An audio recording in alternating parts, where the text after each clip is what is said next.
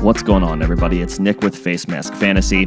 With the NFL draft behind us, we are continuing to look at the landing spots for the rookies and how to approach them from a dynasty and redraft perspective. I only ask after listening that you consider liking the video and subscribing to the channel. Up today, running back Kimani Vidal. The 6th round pick out of Troy was the 17th back selected this year. The draft capital isn't spectacular, but of course we have to weigh that differently for running backs than we do other positions, especially when the landing spot is intriguing, like it is here. First, a quick look at the college resume. Vidal contributed at least 500 yards on the ground in each of his 4 seasons at Troy. He's coming off back-to-back heavy workloads for the Trojans in 2022 and 2023. Both seasons yielded big-time results, but this past year really stands out. 297 carries, 1,661 rushing yards, and 15 total touchdowns. He was second in the nation in rushing and earned the Sun Belt Offensive Player of the Year award. It all culminated with the Chargers adding Vidal to their list of options in the backfield. Vidal joins a crowded group in Los Angeles with notable names like Gus Edwards and J.K. Dobbins signing with the team in free agency.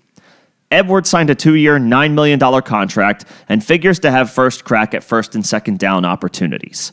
He's 29, but only has 699 career rushing attempts, so wear and tear shouldn't be as big of an issue for him as other backs his age with a larger body of work.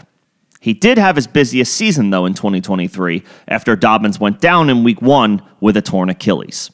Speaking of Dobbins, the Chargers added him as well, although on a smaller 1-year deal. It's possible he's ready for Week 1. He has said he feels healthy after the injury, but what that looks like remains to be seen. Dobbins has had terrible injury luck in his NFL career thus far, and is no lock, unfortunately, to fill any type of role for LA. Outside of the 2 former Ravens, the Chargers also have depth options like Isaiah Spiller, Elijah Dotson, and Jarrett Patterson at their disposal. None of these guys have much to show on their resumes as pros. So does that mean Vidal can find himself in the mix for carries in 2024? He's only 5'8", but he's a stocky, hard-nosed runner that has proven he can handle a significant workload. Similar to Edwards, Vidal isn't super flashy, but he's tough.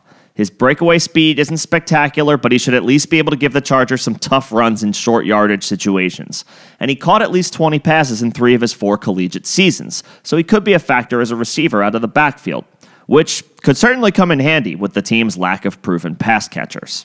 For dynasty managers, Vidal is comfortably a 3rd-round pick in rookie drafts. He's a wait-and-see developmental option that could be on the fast track to emerge if the rest of the Chargers' backs fail to take advantage of their opportunities.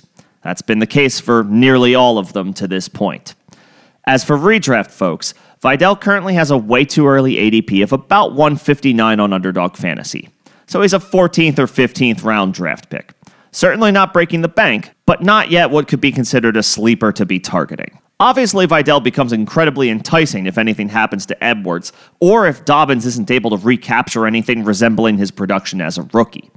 The path is there, but as a 6th round pick, it's an uphill battle for Vidal. In all likelihood, he's a waiver wire add in the event Edwards has to miss time when we are in season. This is a situation worth monitoring, though, make no mistake. New head coach Jim Harbaugh is setting a precedent that he wants to run the ball. The Chargers brought in Greg Roman to be the offensive coordinator and drafted what they hope to be a cornerstone tackle 5th overall in Joe Alt. He's a landing spot winner. Let's keep tabs on this as things take shape over the summer and during training camp, but what do you guys think?